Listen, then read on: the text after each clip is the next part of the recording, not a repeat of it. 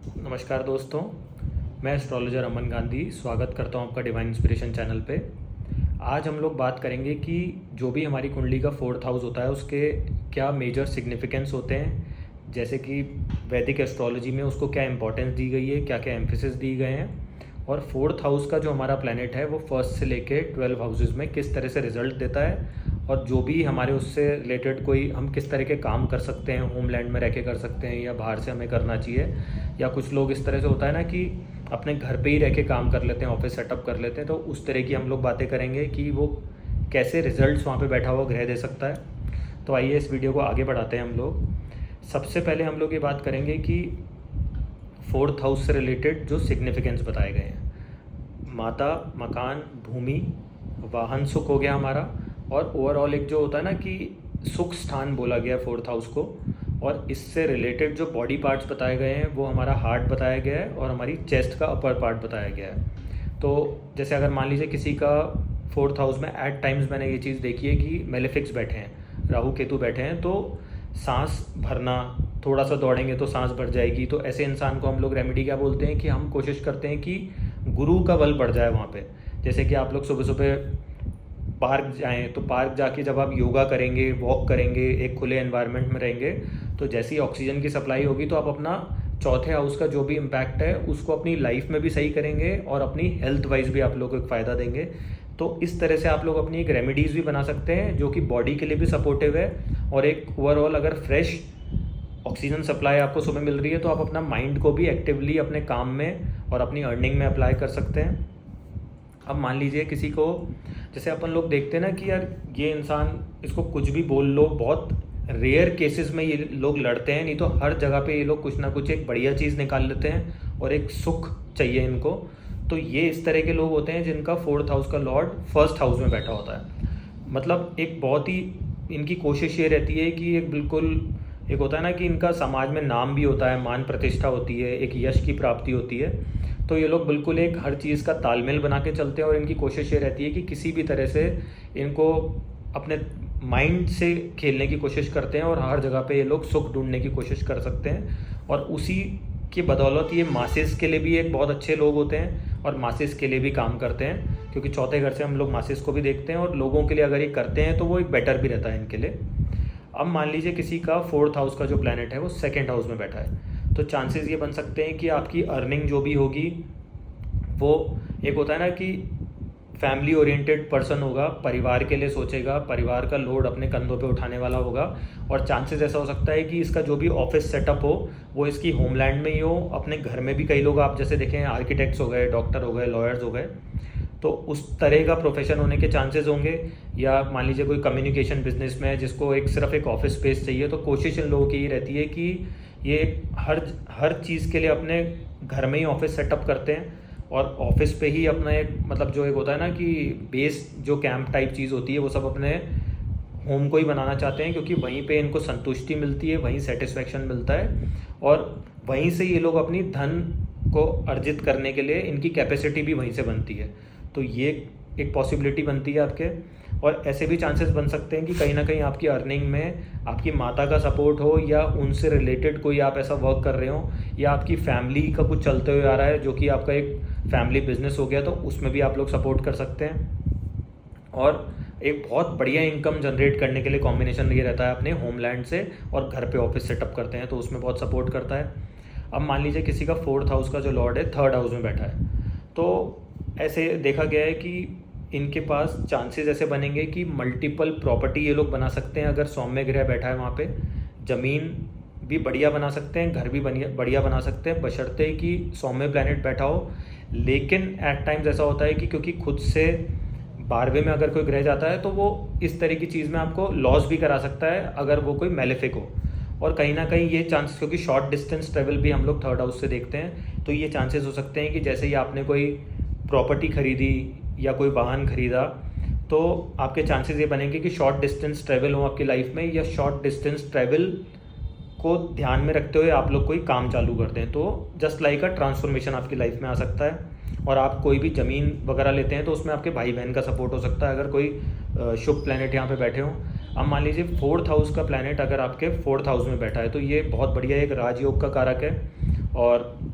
एक आपको समाज में अपने इर्द गिर्द सब जगह एक मान प्रतिष्ठा मिलेगी, एक सम्मान मिलेगा लोगों से। आपके लिए लोग क्या सोचते हैं, बढ़िया सोचते हैं या गंदा सोचते हैं, वो डिपेंड करेगा कि शुभ प्लैनेट बैठा है या मेलेफिक बैठा है। तो उस तरह की धारणा लोगों की आपके लिए बनेगी। बढ़िया केस में मैं बात कर रहा हूँ। अगर फॉर एग्जांपल मान लीजिए किसी का कन्या लगन की कुंडली है और 4th हाउस में गुरु बैठ गया धनु का, तो प्रॉपर्टी अगर आप देखेंगे तो गुरु क्या चीज़ों को बढ़ाता है, तो प्रॉपर्टी बहुत बढ़िया मिलेगी इनको लाइफ में। कई सारी प्रॉपर्टी ये लोग बना सकते हैं। माता से अपनी जो भी इनकी मदर होगी उनसे बहुत प्रेम रहेगा इनका, और माता के सपोर्ट से लाइफ में बहुत अच्छा भाग्योदय होगा इनका, राइज करेंगे अपनी लाइफ में। और मल्टीपल प्रॉपर्टी बनाने के लिए एक बहुत ज़्यादा इनका लाइफ में वो रहेगा कि मल्टीपल प्रॉपर्टी मिले इन लोगों को। और हमेशा इनका एक ही रहेगा कि इनको घर में कलेश पसंद नहीं है, हमेशा सुख सुविधा संपन्न इनका घर होगा। अब मान लीजिए कि ये रिवर्स कब हो जाती है कंडीशन, जब वहाँ पे कोई ना कोई मेलेफिक बैठा हो। तो इस तरह से हम लोग दोनों पक्ष विपक्ष को स्टडी कर सकते हैं किसी भी घर के लिए। अब मान लीजिए किसी का 4th हाउस का जो लॉर्ड है 5th हाउस में चला गया, तो चांसेस ऐसे बन सकते हैं कि संतान के होने के बाद आपका कोई ट्रांसफॉर्मेशन हो, आप कोई बढ़िया प्रॉपर्टी बना सकते हैं। तो इस तरह के चांसेस बन सकते हैं आपके। प्लस ये हो सकता है कि आप लोग जैसे मान लीजिए स्टडी के लिए कहीं बाहर गए, अब फिर वहीं पे आप सेटल हो गए और वहीं पे अपना अपना एक बेस टाइप बना लिया कि वहीं पे आपने प्रॉपर्टी बना ली, वहीं पे अपना घर ले लिया। तो इस तरह के भी चांसेस हो सकते हैं। अब मान लीजिए किसी का 4th हाउस का जो लॉर्ड हो गया वो 6th हाउस में बैठा है। दैट मीन्स कि कहीं ना कहीं आप लोग प्रॉपर्टी लेते समय ये ध्यान रखें कि एक तो जो भी आपकी डीड है, लैंड डीड है या पेपर्स हैं, उनको ढंग से पढ़ें कि कोई ना कोई आप शत्रु अपना ना बना लें।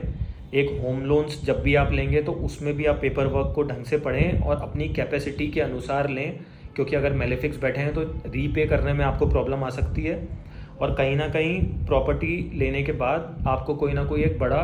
हो सकता है ना कि मेंटल टेंशन के कारण कोई रोग लग जाए, तो उस तरह की चीज़ों का भी आप लोगों को ध्यान देना चाहिए, क्योंकि उसका कनेक्शन ही आपके रोग से हो रहा है। और ऐसा भी हो सकता है कि अगर शुभ प्लैनेट बैठे हैं तो आपके मामा का सपोर्ट हो आपको प्रॉपर्टी लेने में। और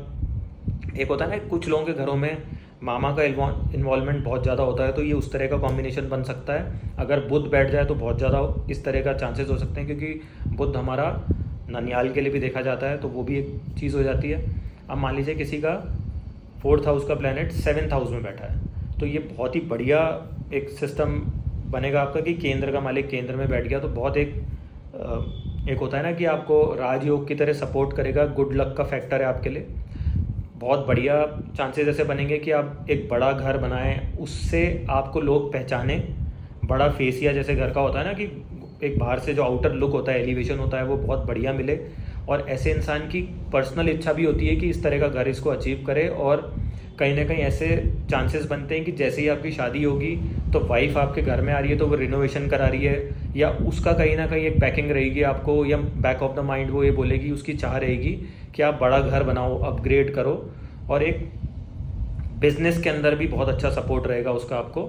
तो ये चांसेस बन सकते हैं आपके। अब मान लीजिए किसी का 4th हाउस का जो प्लैनेट है आपका 8th हाउस में चला जाए, तो चांसेस ये बनेंगे कि जो भी आपको एक होता है ना कि अगर कोई भी आपके घर में ऐसी प्रॉब्लम चल रही है, चाहे प्रॉपर्टी विवाद को लेके, जिससे सुख शांति डिस्टर्ब होगी, तो आपके ऐसे चांसेस रहेंगे कि आप उस चीज़ को मेंटेन करके तालमेल बना के चलें। और अगर सौम्य प्लैनेट बैठा है तो एंसेस्टर्स की जो भी प्रॉपर्टी है, विल है, उसका बहुत अच्छा आपको बेनिफिट मिल सकता है। और यही अगर आपका 4th हाउस का लॉर्ड आपका 9th हाउस में बैठा है तो पिता का बहुत अच्छा सपोर्ट रहेगा आपको लाइफ में ग्रोथ करने के लिए। और एक होता है ना कि फैमिली बिलीव्स को लेकर के समाज में आपका नाम रहेगा और उससे आपकी पहचान भी बन सकती है और उस वैल्यूज़ को आप लोग कैरी फॉरवर्ड भी कर सकते हो। तो ये एक बहुत ही बढ़िया कॉम्बिनेशन माना गया है। अब मान लीजिए 4th हाउस का मालिक किसी का 10th हाउस में बैठा है, दैट मीन्स अगेन मैं वही बात करूँगा कि क्लीन एक आपका वर्किंग थॉट प्रोसेस है। और चांसेस ये बन सकते हैं कि आप लोग जो भी अपना ऑफिस सेटअप करें, या जो भी एक होता है ना कि होम ऑफिस बना रहे हैं, तो वो इंसान की एक मंशा ही रहेगी कि अपने घर से ही काम कर सकते हैं। जैसे कंसल्टेंट्स हो गए, तो इस तरह का काम आप लोग घर से कर सकते हैं, या डॉक्टर्स हो गए, तो वो चांसेस बनेंगे कि आपके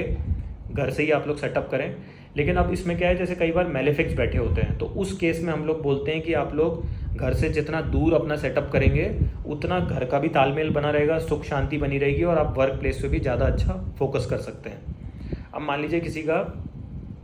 फोर्थ हाउस का लॉर्ड 11th हाउस में बैठ गया। तो अगेन वही बात है कि आपको अपनी लिमिट पता होनी चाहिए कि किस तरह से आप लोग एक प्रॉफिट आपको मिल रहा है काम पे, बहुत बढ़िया कॉम्बिनेशन है, वो अच्छी बात है, लेकिन हर चीज़ की एक लिमिट होती है। तो वो अपर लिमिट को हम फाइंड आउट करें कि this much profit is good for me, और उसके बाद आप लोगों की भी सेवा करें और उनको भी सपोर्ट करें, और इतना ज़्यादा अपने काम में व्यस्त ना हो जाएं। ये 10th हाउस के केस में भी आप लोग देखेंगे और 11th हाउस के केस में भी कि इतना व्यस्तता नहीं रहे कि आप लोग अपना जो फैमिली का, अपने घर का जो सुख है, सुख सुविधा और एक मेंटल जो अपन कहते हैं ना कि एक मेरे को सुखी जीवन व्यतीत करना है इंसान जो चाहता है, तो वो कहीं ना कहीं डिस्टर्बेंस आ जाती है अगर आप किसी भी चीज़ की अति करते हैं। तो वो आप बैलेंस आउट करें और वर्कआउट करें कि अपने घर में कि किस तरह से आप उस चीज़ का एक डेकोरम और बैलेंस मेंटेन कर सकते हैं। उससे आपका फोर्थ हाउस भी एक्टिवली आपको सपोर्ट करेगा 11th हाउस के गेन्स को अचीव करने में। अब मान लीजिए किसी का फोर्थ हाउस का प्लैनेट 12th हाउस में बैठा है, तो इसका कहीं ना कहीं संबंध ये होगा कि फॉरेन लैंड में जाके आप सेटल हो सकते हैं, या कोई ना कोई ऐसे चांस, अगर शुभ ग्रह बैठा है तो आप होमलैंड में रहते हुए अपने घर से ही कोई ऐसा बिजनेस कर सकते हैं जिससे आप बाहर से भी इनकम जनरेट करें। और अगर मेलेफिक्स बैठे हैं, जैसे राहु बैठा है, केतु बैठा है और शनि हो गया, शनि वाले को तो हम खुद ही कहते हैं कि आप अपने होमलैंड से दूर रहो तो बेटर रहेगा। और राहु के केस में तो क्या होगा, जैसे ही राहु एक्टिव हो रहा है अंतरदशा में या प्रत्यंतर में या चंद्रमा से, तो चांसेस ऐसे बनेंगे कि आपकी भी विल होनी चाहिए। और वही बात है कि देश काल परिस्थिति की कि आपके भी चांसेस होने चाहिए, आपके भी मन में इस तरह के जॉब में आप हैं, या आपकी विल होनी चाहिए कि अब मेरे को बाहर जाके सेटल होना है। तो उस समय ये राहु आपको सपोर्ट करेगा, और बेटर यही है कि आप लोग बाहर जाके सेटल हों जिससे कि आपके घर की जो सुख शांति है वो मेंटेन रहे, और मेंटली भी आप सुखी रहें, और एक बेटर जीवन आप फॉरेन कंट्री में जाके व्यतीत कर सकते हैं। तो दोस्तों, अगर ये वीडियो आप लोगों को पसंद आई हो तो please share, subscribe and support my channel. और जैसा मैं आपको हर वीडियो में बोलता हूँ कि इस वीडियो में भी हमारी कोशिश रहेगी कि कमेंट सेक्शन में आप लोग लिखें कि आपका फोर्थ हाउस का लॉर्ड,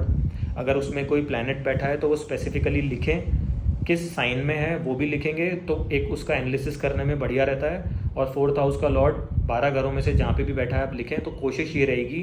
कि जितने भी लोगों की अपन हेल्प कर सकें कि किस तरह का उसका रिजल्ट रहेगा वो करें और आप लोगों की हेल्प हो सके। Thank you so much.